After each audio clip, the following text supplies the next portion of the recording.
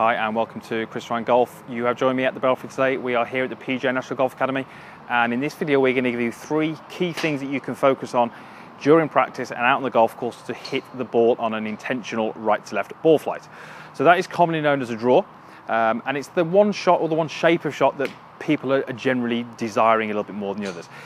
We would like to be able to move the ball both ways in an ideal world, a little bit left to right, a little bit right to left, and ideally pretty straight on our normal shots.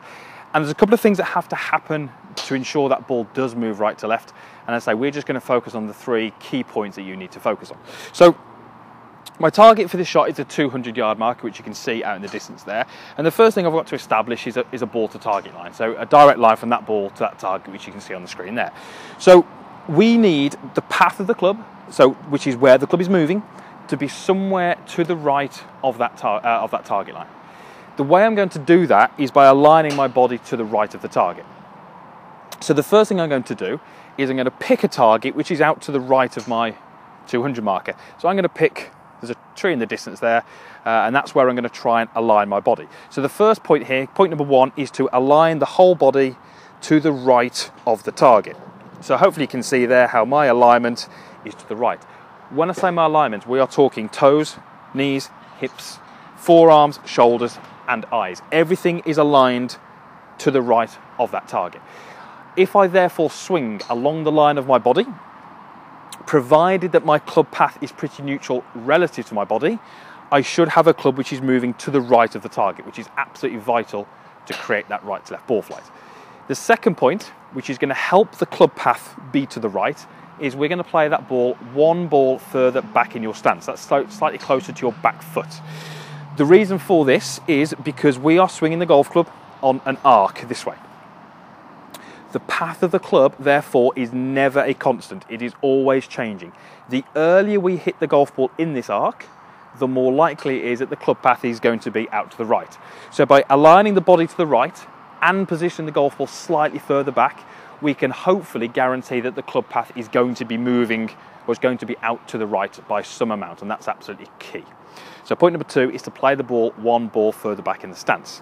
The final point is all about the alignment of the club face.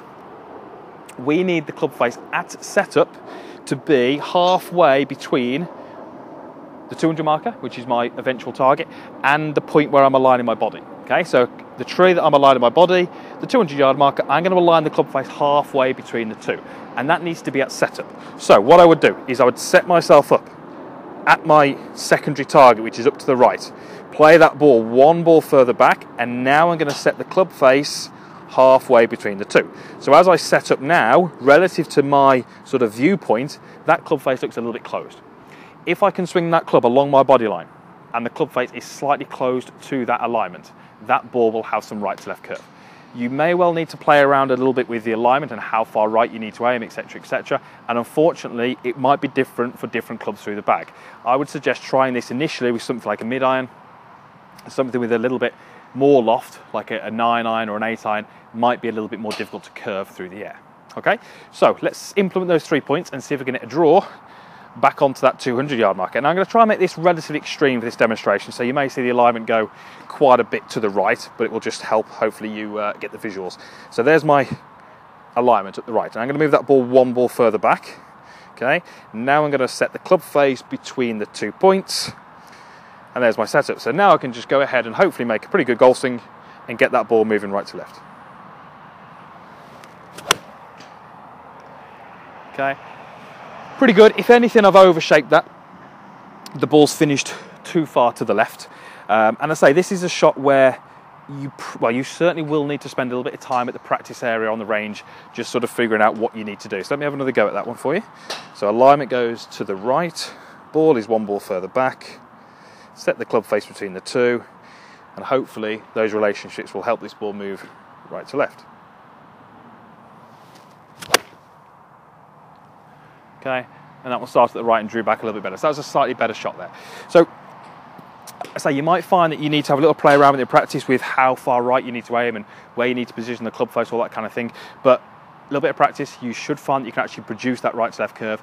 And certainly on the golf course, if you've got that shot in your bag and you're comfortable hitting it, it's going to help you certainly get to certain clubs, certain flags. It may well even be a shot that you hit more from the treble. So if I've got trees and I need to severely bend the ball around the trees, etc., it may be a shot which you can use from that situation as well. So quite useful to have this shot in your bag. Practice it first, get comfortable with it before you take it to the golf course. But if you can remember those 3 points, you will hopefully find that right to left draw ball flight is something you can work towards. Okay, thank you very much for watching the video. If you've got any comments about this video or any of the videos, post those in the boxes down below. And there is also a link to my subscription page, so please subscribe. It just means that you won't miss any of the content. Okay, thanks again for watching, guys, and we'll see you again next time.